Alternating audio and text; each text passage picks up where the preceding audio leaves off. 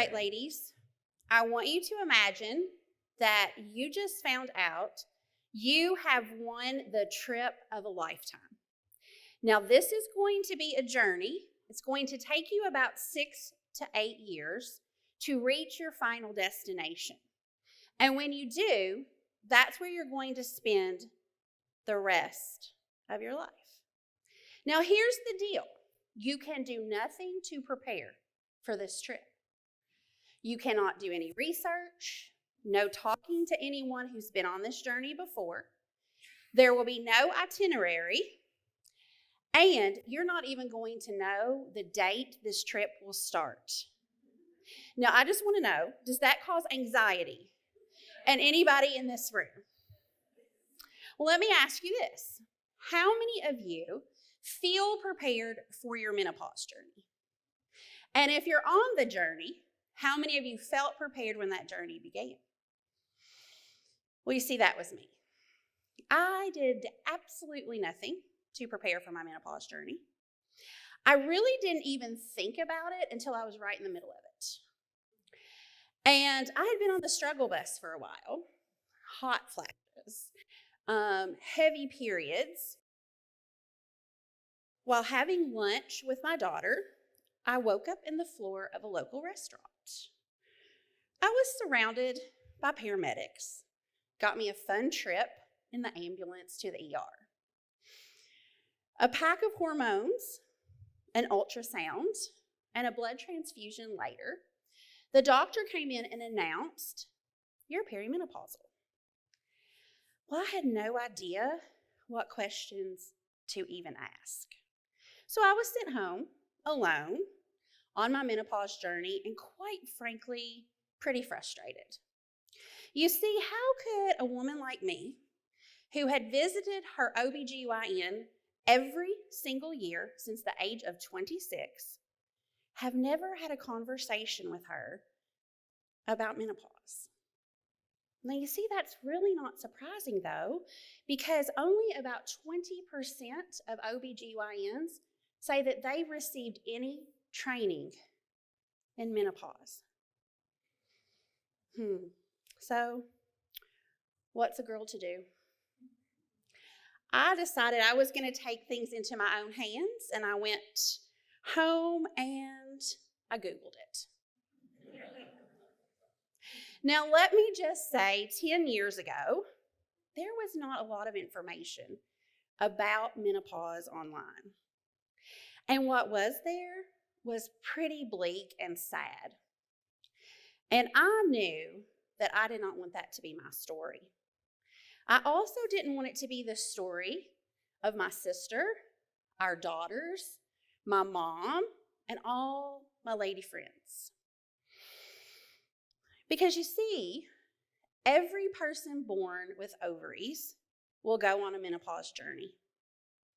That means that 25 million of us will start the journey every year. And by 2025, there's going to be 1 billion. Yes, that was billion with a B. There's going to be 1 billion of us on this journey. And it's a little disheartening to know that only 6.8% of our general practitioners even feel comfortable discussing menopause with their female patients. But ladies,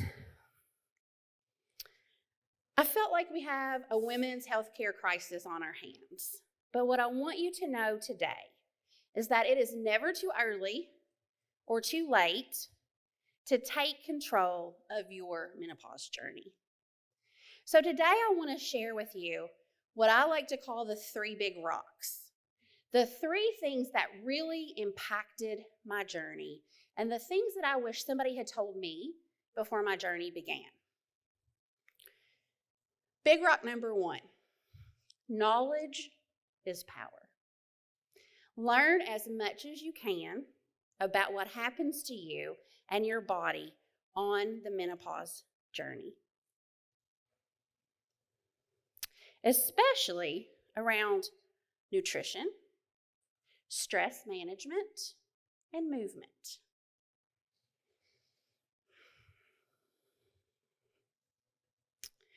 Now you see, let me ask you a little question. Let me ask you a trivia question. Menopause, we're going to start right now with the knowledge part. Menopause is one day in your life. True or false? Actually, that's true. Medical definition of menopause is one day. And that's why you've heard me refer to it as the menopause journey, because there are actually 3 phases on the journey. Perimenopause, which is probably the one we talk the most about, menopause, and post-menopause, where you're going to spend the rest of your life. So I like to talk about perimenopause as that crazy roller coaster ride. And girl, you better get in and fasten your seatbelt, because there are going to be twists and turns and surprises around every corner. Now, what's happening during this crazy roller coaster ride is that the key hormones, estrogen and progesterone, are acting a fool. They are behaving erratically, and that is impacting almost every system in your body. So you get a nice smorgasbord of symptoms. The one that we probably talk the most about is hot flashes. About 80% of women say they experience hot flashes. But other things happen, other symptoms like gut health issues, dry eyes and itchy skin, heart palpitations, brain fog, and the list really goes on and on. But here's the good news. This roller coaster ride doesn't last forever. One day, 365 days after your last period, menopause day happens. And it really arrives without any bells and whistles. For most of us, and if you're like me, I was about 4 months down the road, and I went, wait a minute. I haven't had a period in over a year. I am in post-menopause. Now, the good news is, post-menopause, the symptoms start to subside. The hormonal chaos starts to calm down. And the Chinese call this, love this, they call it second spring. Because they cherish and respect women in their culture as they age. And women often report that they come into this phase with this renewed energy, this revitalization, this creativeness, and this life wisdom. Post-menopause, where we're going to spend about a third of our life. Now, there are some risk factors that come along with the post-menopause phase, things like increased risk of cardiovascular disease and osteoporosis. Now, that's not because of menopause, that's because of the lower estrogen. But think of your menopause journey as a process. So along the way, you have to adapt your self-care toolkit. Let's talk about big rock number 2. Be mindful and pay attention to what your body is saying to you, especially around nutrition and movement. Because what has served you all your life may no longer serve you in this phase of life. I found that my nightly glass of wine made me feel like my feet were on fire. And picture this, I woke up the next morning feeling and looking like Beetlejuice. So big dark circles because of insomnia, wild and crazy hair because of the hot flashes and night sweats, and I really couldn't put a coherent sentence together the next day. And my yoga practice of 10 years that used to really alleviate the aches and the pains just wasn't doing that anymore. So what's a girl to do on this journey? First, prioritize protein and restrict or eliminate alcohol temporarily. Okay? Because it's important to prioritize protein, because since the age of 30, we're losing 5 to 8% of muscle mass every decade. Every decade. And because of the lower estrogen, our bodies are a lot less efficient at how we do use the protein that we're taking in. And alcohol just really fires up those symptoms, especially the vasomotor symptoms like hot flashes, night sweats, and brain fog. The other thing that's important during this phase of your life is strength training. Now, I'm not talking about beefing up like Arnold Schwarzenegger. I want you to think adding weights to your movement practice a couple of times a week. This is important because it's going to mitigate that bone loss and muscle loss.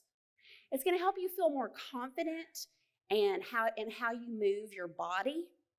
It helps improve your balance, which we tend to lose a little bit as we age. And research shows that a woman who falls and breaks her hip loses 3.75 years of her lifespan. So ladies, for me, this is a no-brainer. Let's talk about big rock number 3. It's important that you find ways to soothe your nervous system. So what is happening is that as the estrogen goes low, the cortisol is going high. And cortisol is that fight or flight hormone. Now that's all good and fine if you're being chased by a bear. But I just learned the other day that if it's brown bear, you need to lay down and be still. I don't know. But the cortisol is going high. And what we want to do is bring that back to a more regular level. Okay? And we don't talk about these psychological effects nearly as much as we talk about the physical effects. Things like irritability, fatigue, new anxiety, new depression. I mean, I got into my car one day to go to work, a route I had driven for 11 years, and I was frozen with a panic attack. I could not get myself to leave the driveway. But luckily, I had some tools in my self-care toolkit. One of the best ones, because you don't need anything for this, is your breath. So being able to breathe deep down into your belly for a couple of minutes, deep, slow belly breaths are really going to help quiet the nervous system. My second favorite is legs up the wall.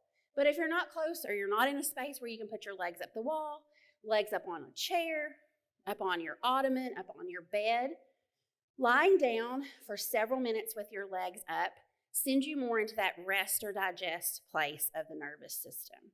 Especially if you have insomnia, this is a great one. And lastly, sleep. We need 7 to 9 hours of sleep a night for our body and our nervous system to restore. So sleep is critical. And one more thing, what brings you joy? Do more of that every day. So let's review really quickly because I'm a retired school teacher and we couldn't end this without a review. Knowledge is power. Be mindful and find ways to soothe your nervous system. I'm so excited to talk with you about this in October because October is Menopause Awareness Month.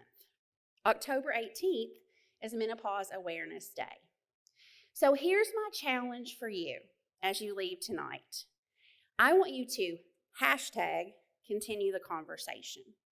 Talk to anyone you see about something you heard here tonight.